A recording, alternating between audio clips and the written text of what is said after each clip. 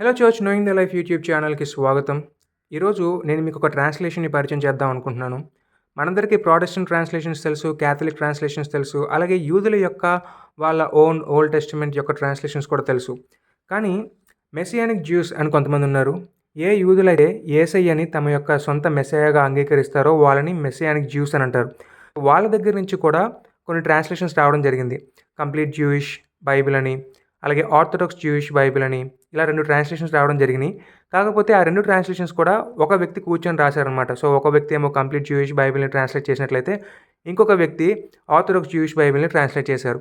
అయితే ఈరోజు మనం మాట్లాడుకునేది వాళ్ళ స్ట్రీమ్ నుంచి వచ్చినటువంటి ఇంకొక ట్రాన్స్‌లేషన్ అనమాట. దాన్ని ట్రీ ఆఫ్ లైఫ్ వెర్షన్ అని అంటారనమాట. ఇది ఒక గ్రూప్ ఆఫ్ స్కాలర్స్ కూర్చొని దీన్ని ట్రాన్స్‌లేట్ చేయడం జరిగింది. ఇది సోన్ బైండింగ్‌తో మన దగ్గరికొస్తుంది. అంటే దారాలతో కుట్టబడి మన దగ్గరికొస్తుందనమాట. సో, ఇలా ఉండడం వలన మనకి ఈ బైబిల్ అనేది ఎక్కువ కాలం మన్నికుండే అవకాశాలు ఎక్కువగా ఉంటాయి.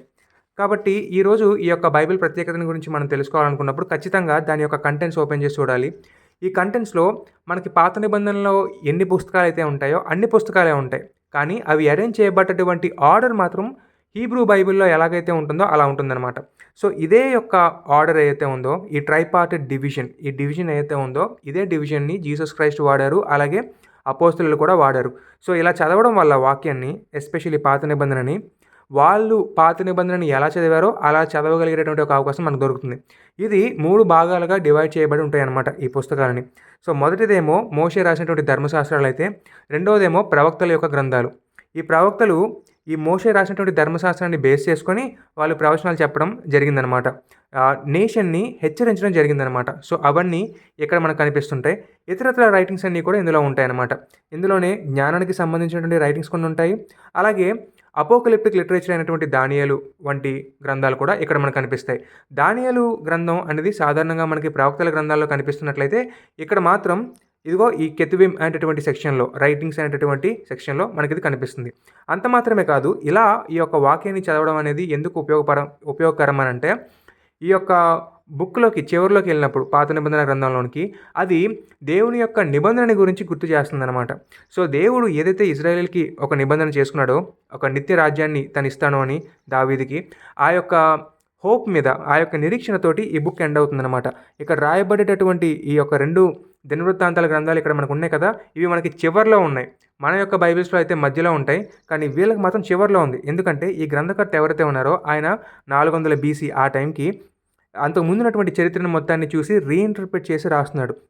అలా రాస్తూ దేవుని యొక్క రాజ్యాన్ని గురించినటువంటి నిరీక్షణని ఇక్కడ విడిచిపెట్టి తన యొక్క గ్రంథాన్ని ముగిస్తాడనమాట. కాబట్టి ఈ యొక్క గ్రంథాలు చదువుకుంటూ మన చివరికి వెళ్ళేసరికి దేవుని యొక్క రాజ్యం సమీపిస్తుంది. దేవుడు తన యొక్క రాజ్యాన్ని ఉంచుతాడు, నెలకొల్పుతాడు. దావీదుకి ఇచ్చినటువంటి వాగ్దానాన్ని నెరవేర్చుకుంటాడు. మెస్సయ్య వస్తాడు. తద్వారా దేవుడు తన యొక్క రాజ్య స్థాపన ఈ లోకం మీద చేస్తాడు అనేటటువంటి ఒక నిరీక్షణని ఈ యొక్క పుస్తకాలు ఇస్తాయన్నమాట. కాబట్టి ఇలా మనం ఈ ఆర్డర్‌లో చదువుకుంటూ వెళ్ళడం వలన మనకు అర్థమయ్యేటటువంటి విషయం ఏంటంటే, ఈ యొక్క సెకండ్ టెంపుల్ జ్యూస్ ఎవరైతే ఉన్నారో వారందరూ కూడా మా యొక్క కథ అనేది సంపూర్ణంగా ఫినిష్ అయ్యబడి లేదు. ఇంకా సగం కథే ఉంది. మిగతా సగం కథ ఇంకా ఉంది. ఈ రెస్టారేషన్ అనేది జరగాలి అనేటటువంటి ఒక హోప్‌తో ఉన్నట్లుగా మనకది క్లియర్ కట్‌గా అర్థమవుతుందనమాట.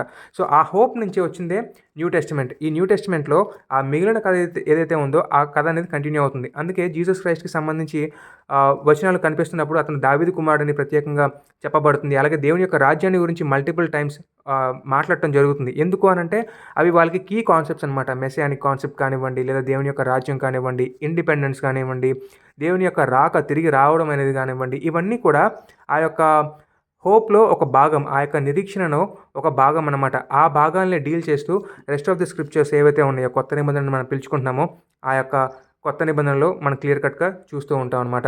సో, ఈ యొక్క డివిజన్‌ని గురించి మనకి యేసయ్య కూడా మాట్లాడతారు. లూకాసు వార్త 23వ అధ్యాయంకెళ్ళి 44వ వచనాన్ని మనం చదివినట్లయితే 24వ అధ్యాయం అందులో ఆయన మాట్లాడుతూ, నా గురించి చెప్పబడినటువంటివి ఏవైతే మోషే ధర్మశాస్త్రంలో ఉన్నాయో, అలాగే ప్రవక్తల గ్రంథాల్లో ఉన్నాయో, అలాగే కీర్తనల్లో ఉన్నాయో అవన్నీ నెరవేర్చబడాలి అని ఆయన ఒక మాట అంటాడు. ఏంటిది అనంటే ట్రైపార్టెడ్ డివిజన్. ఇందాక మనం చూయించుకున్నాం కదా! మోషే ధర్మశాస్త్రం ఒకటి, ప్రవక్తలు ఒకటి, అలాగే రిమైనింగ్ రైటింగ్స్ ఏవైతే ఉన్నాయో అవి ఒకటి. సో, ఆ రిమైనింగ్ రైటింగ్స్‌ని గురించి మాట్లాడుతూ డైరెక్ట్‌గా సామ్స్ అని అంటాడనమాట. కీర్తనలు అని ఒక సింపుల్‌గా ఆయన చెప్పడం జరుగుతుంది. ఇది మాత్రమే కాదు, ఇంకొంచెం మనం ముందుకెళ్ళినట్టయితే 11వ అధ్యాయంలో కూడా లూకా ఇలాంటి ఒక విషయాన్ని గురించే పొందుపరుస్తాడు. ఒకవేళ మనం ఇంకొంచెం ముందుకెళ్ళినట్లయితే యేసయ్య మాట్లాడుతూ ప్రవక్తలు ఎంతమంది వచ్చినా గానీ వారందరి రక్తాన్ని చూశారు అని చెప్తూ హేబేలు రక్తాన్ని గురించి, అలాగే మందిరంలో మరణించబడ్డటువంటి లేదా మందిరంలో చంపబడ్డటువంటి జకర్యా రక్తం వరకు న్యాయాన్ని గురించి ఆ యొక్క రక్తం మాట్లాడుతుంది అనేటటువంటి విషయాన్ని గురించి మాట్లాడుతూ ఇక్కడ ఒక చిన్న హింట్ ఇవ్వడం జరిగిందనమాట. హేబేలు రక్తం నుంచి జకర్యా రక్తం వరకు అనేటటువంటి ఒక మాటని ఇక్కడ పెట్టడం జరిగింది. సో హేబేలు ఎక్కడొస్తాడు? ఆదికాండంలో వస్తాడు. మరి జకర్యా ఎక్కడొస్తాడు అన్న విషయాన్ని మనం తెలుసుకునే ప్రయత్నం చేసినప్పుడు ఇక్కడ వీళ్ళు క్రాస్ రిఫరెన్స్ కూడా ఇవ్వడం జరిగింది. మనం కొంచెం ముందుకెళ్ళినట్లయితే ఈ క్రాస్ రిఫరెన్స్లో చూడండి మీరు, గాడ్ అనేటటువంటి పదం దగ్గర ఏ అనేటటువంటి ఒక చిన్న అక్షరం ఇవ్వడం జరిగింది. ఆ ఏ అనే అక్షరం దగ్గరికి వెళ్ళి మనం చూసినట్లయితే ఇక్కడ మనకి క్రాస్ రిఫరెన్స్ ఇవ్వడం జరిగింది. చూసారా? 2 దినవృత్తాంతాలు 24, 20, 21 అని ఉంది. కాబట్టి ఇప్పుడు కనుక మనం 2 దినవృత్తాంతాల గ్రంథాల్లోకి వెళ్ళినట్లయితే చూద్దాం. 2 దినవృత్తాంతాల గ్రంథాలు మన దగ్గర అయితే మాత్రం మధ్యలో ఉంటుంది, కానీ ఇక్కడ మాత్రం మత్తయి ముందే ఉంటుంది. సో 24వ అధ్యాయంలోకి వెళ్తే మనకి ఆటోమేటిక్గా ఇక్కడ ఒక జకర్యా కనిపిస్తాడు. ఈ యొక్క జకర్యా మందిరంలో చంపబడతాడు. సో దీన్ని బట్టి మనకి ఏమర్థమవుతుందంటే యేసయ్య మాట్లాడుతూ ఈ యొక్క క్యానన్ గురించి మాట్లాడుతున్నాడు. ఈ యొక్క క్యానన్ని ఉటంకిస్తూ మాట్లాడుతున్నాడు. ఏమని మాట్లాడుతున్నాడు? ఆదికాండంలో ఉన్నటువంటి హేబేల్ దగ్గర నుంచి 2 దినవృత్తాంతాల గ్రంథంలో ఉన్నటువంటి జకర్యా వరకు ప్రవక్తలందరి గురించి మాట్లాడుతున్నాడు. అంటే ఈ బైబిల్ హిస్టరీ గురించి మాట్లాడుతున్నాడు. ఎందుకు ఇలా మాట్లాడుతున్నాడు అంటే వాళ్ళ యొక్క క్యానన్ ఇలాగే డిజైన్ చేయబడింది కాబట్టి ఇలాగే దీని గురించి మాట్లాడుతాడు అనమాట. సో ఈ యొక్క ట్రైపార్టెడ్ డివిజన్ అనేది వాళ్ళ యొక్క బైబిల్ని అర్థం చేసుకునే విషయంలో ఒక ప్రధానమైన భూమిక పోషించింది అన్న విషయం మనకు అర్థమవుతుంది. అంత మాత్రమే కాదు, జీసస్ క్రైస్ట్ పుట్టక ఒక 150-200 టైం పీరియడ్లో బెన్ సిరాక్ అనేటటువంటి ఒక గ్రంథం రాయబడింది. దీన్నే సిరాక్ గ్రంథం అని కూడా పిలుస్తారు. ఇది మనకి క్యాథలిక్ బైబిల్స్లో క్లియర్ కట్గా ఉంటుంది. వాళ్ళ క్యానన్లో ఇది ఒక పార్ట్ అనమాట. అందులో ఆయన బుక్ రాస్తున్నప్పుడు దానికి ఒక ఇంట్రడక్షన్ రాస్తాడు, ఒక ఫార్వర్డ్ రాస్తాడు. అందులో ఆయన తాతయ్య గురించి మాట్లాడుతూ ఇజ్రాయేల్ గ్రంథం యొక్క విభజనని గురించి మాట్లాడతాడు. చూడండి, ఇక్కడ ధర్మశాస్త్రము, అలాగే ప్రవక్తులు, అలాగే ఇతరత్ర రచయితల గురించి మాట్లాడతాడు. ఏంటిది అని మనం కొంచెం స్టడీ చేసినప్పుడు అక్కడ మనకు అర్థమయ్యేది ఏంటంటే ఆ యొక్క 3 విభాగాలుగా విభజించబడినటువంటి ఆ యొక్క 3 డివిజన్స్ గురించి మాట్లాడుతున్నట్లుగా ఇక్కడ మనకి క్లియర్గా వాళ్ళు ఎక్స్ప్లెయిన్ చేస్తారు. ఇక్కడ కూడా చూస్తే ధర్మశాస్త్రము, ప్రవక్తలు, అలాగే ఉండేటటువంటి మిగతా రైటింగ్స్ అనమాట. కెతువిం అని చెప్పాను కదా ఇందాక నేను. ఆ మిగతా ఇతరత్ర గ్రంథాల గురించి కూడా ఇక్కడ మాట్లాడుతున్నారు. సో ఇక్కడ 175 BC, సో జీసస్ క్రైస్ట్ పుట్టక 150-200 ఏళ్ళకి మునిపే ఈ యొక్క ట్రైపార్టెడ్ డివిజన్ గురించి వీళ్ళు ఒక అవగాహన కలిగి ఉన్నారనే విషయం మనకు అర్థమవుతుంది అనమాట. సో ఇలా మనం వాక్యాన్ని చదవడం వల్ల యూదుల యొక్క హోప్స్ మనకి అర్థమవుతాయి కాబట్టి ఒకసారి మనం ఇలా ఈ యొక్క బైబిల్ని చదవడం కూడా ఇంపార్టెంటే. సో ఎలాగో మనం ఇప్పుడు బైబిల్ గురించి తెలుసుకున్నాం కాబట్టి ఒకసారి ఈ ట్రాన్స్లేషన్ గురించి ఒక అవగాహన వచ్చింది కాబట్టి మనం ఈ బైబిల్ కూడా ఎలా ఉంటుందో మనం చూద్దాం. ఇది ఇక్కడ మీరు చూస్తుంటే దారాలు మీకు కనిపిస్తున్నాయి కదా. సో ఇలా ఉంటే దీన్ని స్మిత్సోన్ అని అంటారనమాట. అలాగంటే దారాలతో కుట్టబడటం వలన ఎక్కువ రోజులు మన్నికి వచ్చేటటువంటి అవకాశాలు ఉంటాయి. ఇక ఈ బైబిల్ని మీకు చూపించాలి అనుకుంటున్నాను కాబట్టి ఇక్కడ రాసినటువంటి లెటర్ని మీకు చూపిస్తున్నాను. అలానే కొన్ని మెస్సియాకి సంబంధించినటువంటి ప్రవచనాలు ఏవైతే ఉంటాయో ఆ ప్రవచనాలు పాత నిబంధనలో ఉన్న ప్రవచనాల గురించి ఇక్కడ వీళ్ళు ఇవ్వడం జరిగిందనమాట. అలాగే ఇశ్రాయేల్ యొక్క విమోచన గురించి, అలాగే మెస్సియా రాకను గురించినటువంటి ఇన్ఫర్మేషన్ని కూడా ఇక్కడ వీళ్ళు ఇవ్వడం జరిగింది. ఆ తర్వాత అడిషనల్ స్క్రిప్చర్స్ కూడా ఇవ్వడం జరిగింది. తర్వాత ఇది ప్రజెంటేషన్ పేజ్, మనకు అవసరం లేదు. ఆ తర్వాత Messianic Jewish Bible and then contents ఉన్నాయి. ఆ తర్వాత దీని యొక్క ట్రాన్స్లేషన్కి సంబంధించినటువంటి ఇంట్రడక్షన్ ఇక్కడ ఇవ్వడం జరిగింది. ఈ యొక్క ట్రాన్స్లేషన్లో మనం గమనించినప్పుడు కొన్ని హీబ్రూ పదాలుగానే వదిలేస్తారనమాట. వాటిని ట్రాన్స్లిటరేట్ చేస్తారు కానీ ట్రాన్స్లేట్ చేయరు.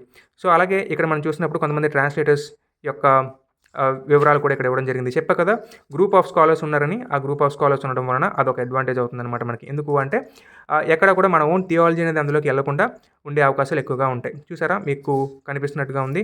అలాగే తోరణి గురించినటువంటి ఒక చిన్న ఆర్టికల్ అక్కడ ఉండడం జరిగింది. ఆ తర్వాత ఆదికాండానికి సంబంధించినటువంటి ఇంట్రడక్షన్, ఆ తర్వాత వాటికి సంబంధించినటువంటి ఆ గ్రంథానికి సంబంధించినటువంటి హెడ్డింగ్స్. అలా మనం ముందుకెళ్ళినట్లయితే మనకి కొన్ని ఇమేజెస్ కూడా కనిపిస్తాయి. అలాగే మీరు ఇక్కడ క్రాస్ రెఫరెన్సెస్ కూడా మీరు చూడొచ్చు. ఇక్కడ మత్తయి సువార్తకి సంబంధించిన క్రాస్ రెఫరెన్స్ ఉంది. అలాగే ఇక్కడ యోహాను గ్రంథం గురించి ఉన్నటువంటి ఒక విషయం ఇక్కడ ఉంది. ఆ తర్వాత మనం ఇలా ముందుకెళ్తున్నట్లయితే కొన్ని ఇమేజెస్ కూడా మనకు కనిపిస్తుంటాయి. చాలా విరివిగా వీళ్ళు ఇమేజెస్ని ఇక్కడ పెట్టడం జరిగింది ఇల్లస్ట్రేషన్ పర్పస్ కోసం. అండ్ ఇది ఒక రకంగా మంచిదని చెప్పుకోవాలి. తర్వాత ఆదికాండంలోనే ఉన్నాం. అలా మనం ముందుకు వెళ్తున్నప్పుడు చూసారా, చాలా క్రాస్ రెఫరెన్సెస్ ఇక్కడ ఉండడం జరిగింది. సరే, ఇలా మనం పాత నిబంధన దాటేసి ముందుకు వెళ్ళిపోదాం. సో మధ్యలో మత్తయికి క్రానికల్స్కి మధ్యలో ఏమన్నా ఉందేమో అది కూడా చూసే ప్రయత్నం చేద్దాం మనం. ఎందుకంటే ఆ మధ్యలో 400 ఏళ్ల చరిత్ర ఉంటుంది. ఆ చరిత్రకి సంబంధించిన ఇన్ఫర్మేషన్ ఏమన్నా ఉంటే అది చాలా ఉపయోగకరంగా ఉంటుంది. చూసారా? దినవృత్తాంతాల గ్రంథం 36వ అధ్యాయం దీంతో ఎండ్ అయిపోయింది. ఆ తర్వాత 400 ఏళ్ల బీసీ దగ్గర నుంచి 4 బీసీ వరకు ఒక చిన్న ఇయర్ ఆఫ్ లాంగింగ్ దాని గురించినటువంటి ఒక ఆర్టికల్ రాయడం జరిగింది. అలాగే సువార్త గురించి, అపోస్తుల గురించి ఇంట్రడక్షన్ కూడా ఇవ్వడం జరిగింది. అలాగే ఎప్పట్లోనే ప్రతి బుక్ ఎలాగైతే ఇంట్రడ్యూస్ చేయబడుతుందో దానికి సంబంధించినటువంటి ఇంట్రడక్షన్, అలాగే దాని యొక్క హెడ్డింగ్స్. అలాగే ఇందాక నేను చెప్పా కదా, బైబిల్ యొక్క వచనాల్ని యాజ్ ఇట్ ఈస్‌గా కొన్ని హీబ్రూ పదాలని అలాగే వదిలేశారు అని నేను చెప్పాను కదా. దానికి సంబంధించి కొన్ని ఎగ్జాంపుల్స్‌ని మీ ముందు పెట్టే ప్రయత్నం చేస్తాను. ఇక్కడ మనం చూస్తే హెమెజ్ అని క్లియర్ కట్‌గా ఉంది. అలాగే బెనే ఇస్రాయేల్ అని చెప్పేసి మనకు క్లియర్ కట్‌గా ఉంది. కానీ ఇది పెడుతున్నప్పుడు కొంచెం ఇంక్లైన్డ్‌గా ఈ యొక్క అక్షరాలను ఇవ్వడం జరిగింది. దాని ఉద్దేశం ఏంటంటే ఇలా ఇంక్లైన్డ్‌గా ఉన్నప్పుడు దానికి సంబంధించిన డిక్షనరీ వెనకాల ఉంది. నేను చూపిస్తాను అది.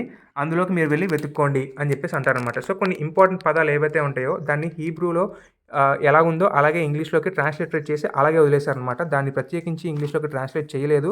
ఇది ఒక రకంగా మంచిదే. ఎందుకంటే ఆ యొక్క డెఫినిషన్‌గా తెలుసుకోవడం కూడా ఇంపార్టెంటే. కానీ ఒక సైడ్ ప్రాబ్లమ్ ఏంటంటే ప్రతిసారి ఆ పదం వచ్చినప్పుడు అదే మీనింగ్ ఇవ్వాల్సినటువంటి అవసరం ఉంటుంది అని నేను అనుకోవట్లేదు. ఎందుకంటే సిమాంటిక్ రేంజ్‌ని బట్టి ఒక్కోసారి ఒకే పదం మల్టిపుల్ మీనింగ్స్‌ని కలిగి ఉంటుంది. సో అప్పుడప్పుడు ట్రాన్స్లేట్ చేస్తేనే మంచిది. బట్ వాళ్ళు అలాగా డిసైడ్ అయ్యారు. సో ప్రకటన గ్రంథం దాటేసి వచ్చేసాం మనం. ఇక్కడ మెస్సయాకి సంబంధించినటువంటి ఇల్లస్ట్రేషన్స్ ఏవైతే ఉంటాయో వాటికి సంబంధించినటువంటి పేజ్ నెంబర్స్ ఇక్కడ ఇవ్వడం జరిగింది. ఆ తర్వాత ఫ్యామిలీ హెల్ప్ ఇంట్రడక్షన్కి సంబంధించి ఇక్కడ ఆర్టికల్స్ ఉన్నాయి. ఆర్టికల్స్కి సంబంధించినటువంటి పేజ్ నెంబర్స్ కూడా ఇవ్వడం జరిగింది. తర్వాత లో ఉండేటటువంటి ప్రేయర్స్కి సంబంధించి కొన్ని ప్రేయర్స్ని ఇక్కడ వీళ్ళు ఇవ్వడం జరిగింది. దాని యొక్క ట్రాన్స్లిటరేషన్ ఇచ్చారు. అలాగే ఇంగ్లీష్లో దాని యొక్క ట్రాన్స్లేషన్ కూడా ఇవ్వడం జరిగింది. ఆ తరువాత లిటర్జీస్ కూడా ఇవ్వడం జరిగింది. మనం ఇలా కొంచెం ముందుకెళ్ళినట్లయితే messianic blessings, farewell to Shabbat, and then weekly readings దానికి సంబంధించినటువంటి ఒక ఆర్టికల్. తర్వాత సబ్బాతులో తౌరా రీడింగ్ ఎలా ఉంటుంది అనేటటువంటి విషయం మీద ఒక టేబుల్స్ ఇవ్వడం జరిగింది. తర్వాత హాలిడే లిస్ట్ కూడా వాళ్ళు ఇక్కడ ఇవ్వడం జరిగింది. తర్వాత ఇంకొన్ని ఆర్టికల్స్ మనం ఇక్కడ చూడగలుగుతాం. ఈ ఆర్టికల్స్ని చూసే ప్రయత్నం చేయండి. తర్వాత అక్నాలెడ్జ్మెంట్స్ కూడా ఇచ్చారు. Living a messianic life style దానికి సంబంధించినటువంటి ఒక ఆర్టికల్ ఇక్కడ ఉంది. తర్వాత ఫ్యామిలీకి సంబంధించిన ప్రామిసెస్, తర్వాత ఫ్యామిలీ ట్రీ మనకు అవసరం లేదు. ఫ్యామిలీ హెరిటేజ్ టు రిమెంబర్ దానికి సంబంధించినటువంటి విషయాలు, and then book of remembrance, and then బైబిల్లో ఉండేటటువంటి ఫీస్ట్లు ఏవైతే ఉంటాయో, పండుగలు ఏవైతే ఉంటాయో వాటికి సంబంధించినటువంటి క్యాలెండర్, అది ఏ టైంలో వస్తుంది, ఎప్పుడు, వాటికి సంబంధించినటువంటి రెఫరెన్సెస్ ఏంటి అన్నీ ఇచ్చారు. తర్వాత బిబ్లికల్ లైఫ్ సైకిల్ చూసారా, rights of marriage, rights of adulthood, rights of childhood, rights of birth, rights of death and morning. తర్వాత టీఎల్వి గైడ్లైన్స్ గురించి మాట్లాడుతున్నారు. నిజానికి యెహోవాని గురించి మాట్లాడాల్సిన పరిస్థితి ఏర్పడినప్పుడు యెహోవా అనేటటువంటి నామాన్ని యాజ్ ఇట్ ఈస్గా వాళ్ళు పెట్టరు. హషెం అనేటటువంటి మాటతో వాళ్ళు మాట్లాడతారు. సో దేవుణ్ణి రిఫర్ చేయాల్సి వచ్చినప్పుడు హషెం అని అంటారనమాట. సో దానికి సంబంధించినటువంటి ఒక ఆర్టికల్ని ఇక్కడ మనం చూస్తాం. తర్వాత మనం ఇంకొన్ని ఆర్టికల్స్ని ఇక్కడ వీళ్ళు ఇవ్వడం జరిగింది. తర్వాత మనకి కొన్ని మ్యాప్స్ ఇవ్వడం జరిగింది. ఆ మ్యాప్స్ని కూడా మనం దాటితే మనకి ఇంకొన్ని విషయాలు ఇక్కడ వాళ్ళు పొందుపరచడం జరిగింది. ఇందాక నేను చెప్పా కదా, కొన్ని పదాలను ఇక్కడ వాళ్ళు హిబ్రూలో ఎలాగుంటుందో అలాగే పెట్టేశారని చెప్పాను కదా, దానికి సంబంధించినటువంటి ఇంగ్లీష్ వచనాలని ఇక్కడ పెట్టడం జరిగిందనమాట. ఇందాక మనం చూసాం కదా బెనే ఇజ్రాయేల్ అని. ఆ బెనే ఇజ్రాయేల్కి సంబంధించినటువంటి వచనం ఇక్కడ ఉంది. దానికి అర్థం the children of Israel, Israel సంతానము అని అక్కడ క్లియర్ కట్గా ఇవ్వడం జరిగింది. దీంతో ఈ యొక్క బైబిల్ అనేది మనం ఫినిష్ చేసేసాం సక్సెస్ఫుల్లీ.